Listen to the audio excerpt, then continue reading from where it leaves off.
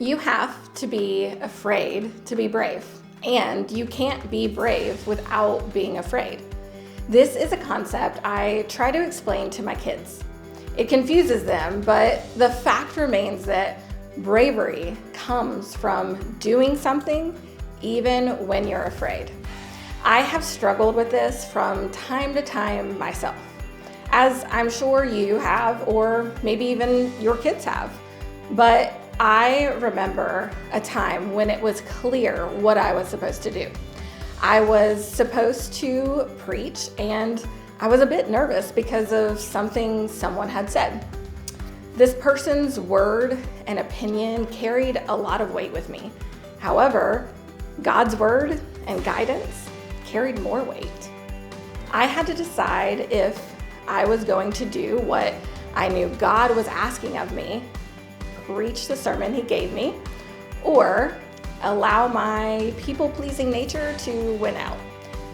It didn't mean that I wasn't still a little nervous or afraid when I chose to follow God, but that I did what I knew I was supposed to do despite the fear.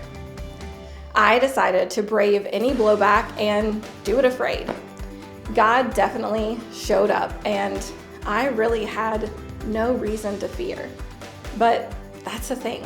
Being brave often means facing danger, fear, or pain, even pain or fear of rejection, by having the mental or moral strength to do so. This is exactly what we see the midwives do in our passage today.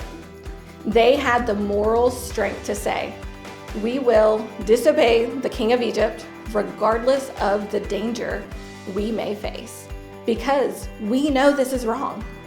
They feared God, not the quaking in our boots type of fear, but the kind that causes us to do what we know is right, what God would have us to do, regardless of what others may think, say, or even do.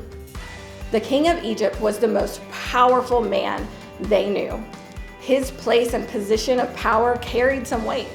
But Shiphrah and Puah, they knew that God was even more powerful and held an even higher position than anyone else on earth. God's way and God's word carried much more weight for them. Their reverence for God gave them the strength to be brave and to go against the king's orders.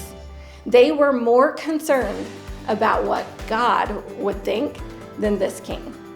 God's word held more weight to them than the word of even the most powerful man around.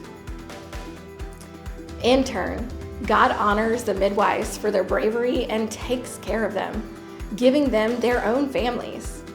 And if we aren't careful, we can forget the power and might of God when we focus on the opinions or power of others and give them too much weight to their voices or what they may do. So ask yourself, whose voice carries more weight in my life, God's or people's? Write down at least one area where you have allowed the fear of people to rule your decision.